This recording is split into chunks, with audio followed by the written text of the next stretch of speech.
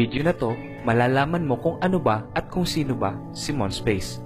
Monspace was founded in 2014 sa Kuala Lumpur, Malaysia by Dato si Jesselay, a successful philanthropist at isang awardee ng Queen Victoria Commemorative, isa sa mga matataas na award na pwedeng makuha ng mga negosyante.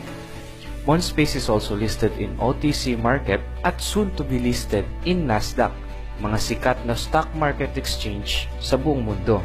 Para makapasok ka sa stock market exchange, kinakailangan mong magkaroon ng mga legal na papeles at kinakailangan mo din itong rehistro sa iba't ibang departamento. And the good thing is, Monspace is rehistro sa iba't ibang departamento. Ito ay dahil ang Monspace ay isang multinational corporation.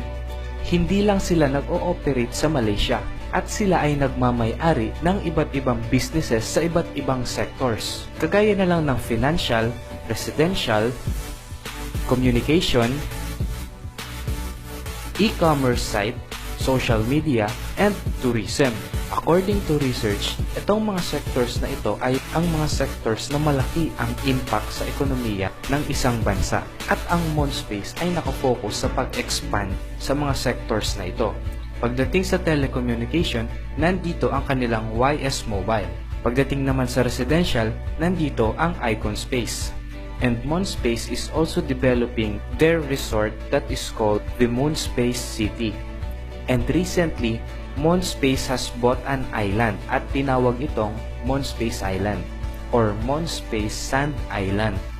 Hindi din sila nagpapahuli pagdating sa e-commerce site. Andito ang tinatawag nilang Monspace Mall na kung saan pwede kang bumili ng iba't ibang gamit kagaya na lang ng cellphones, game consoles, computers, at iba pa. And recently, nilaunch din ng Monspace ang isa sa kanilang mga social media apps which is the YS Chat. At kamakailan lang ay binili nila ang isang company from Australia which is the YSM at nagtayo din sila ng factory sa China.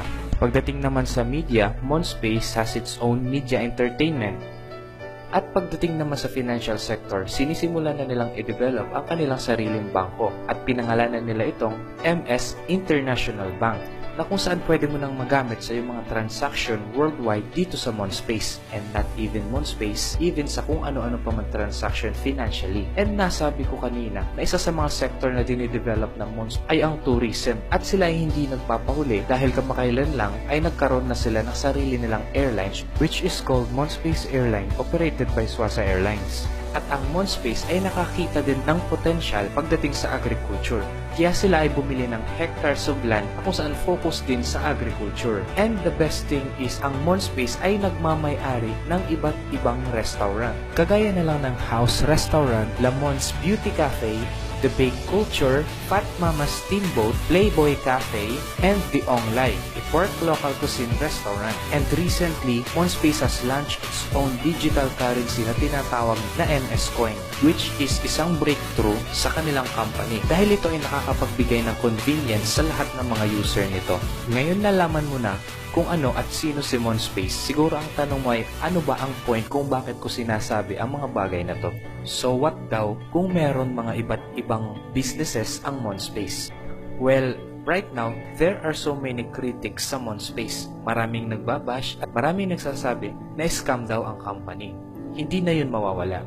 Kahit saan man aspeto ng ating buhay, hindi mo na maaalis yung mga tao na hihila at hihila sa'yo pababa. Maybe they just don't understand the concept. But in this video, you will fully understand kung ano ba ang konsepto ng Monspace at kung paano ba ito umiikot. Ano ba ang business model behind Monspace? Now, let us start. Makikita nyo sa screen kung ano ba yung nakasanayan nating business. And this is how the common business model or the old business model works. Kapag merong isang business, of course, merong mga customers. And of course, you expect the consumers na gagastos at gagastos sa kung ano man ang business na to. Halimbawa na lang dito yung iba't ibang commodities na ginagastosan natin araw-araw. Of course, when there's a business, kikita at kikita yung mga may-ari ng business na to. But what about the consumers? Sa common business model, kikita lamang yung mga nagmamay-ari ng negosyo at dun papasok si Monspace. Again, si Monspace ay isang multinational company at meron siyang iba't ibang business under its holdings. Kasama na dito yung restaurant, nandito na yung airlines, nandito na yung resort, lahat ng businesses na nabanggit ko lately. Now, the good part is, kahit sinong tao, kahit ordinaryong tao pa, ay merong chance na makapasok at may privilege na maging MonSpace members. Ano ba naman ang benefits ng pagiging MonSpace member? Kagaya ng nasabi ko kanina, once na ikaw ay maging part ng MonSpace business, magkakaroon ka ng tinatawag na MS Coin, ang digital currency ng MonSpace. At ang digital currency na yon ay pwede mong gamitin sa iba't ibang businesses ng MonSpace. So what happens is, dahil sa dumadaming loyal members ng MonSpace, nahahatak nito ang company at tumataas ang value nito sa stock market. Dahil sa dumadaming customers and consumers ng MonSpace, nagkakaroon nito ng sapat na kapital and the capacity to expand all over the world. At kapag nag-expand ang MonSpace globally, of course, tumataas din ang demands and transaction ng MS Coin. At kapag tumaas ang demands and transaction ng MS Coin, tumataas ang value nito. So what happens is, lahat ng members ay pwedeng kumita kasabay ng growth ng company at ng MS Coin.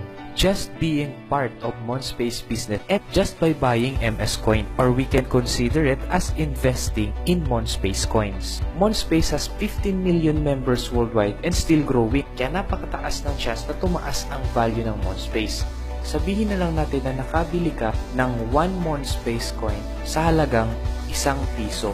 At dahil sa tumataas na demand ng MS Coin, sabihin na natin na the next month or the next 3 months ay naging worth ₱20 na ang isang MS Coin. Yung ₱1 mo ay naging ₱20 na ngayon. Kumita ka nang walang ginagawa.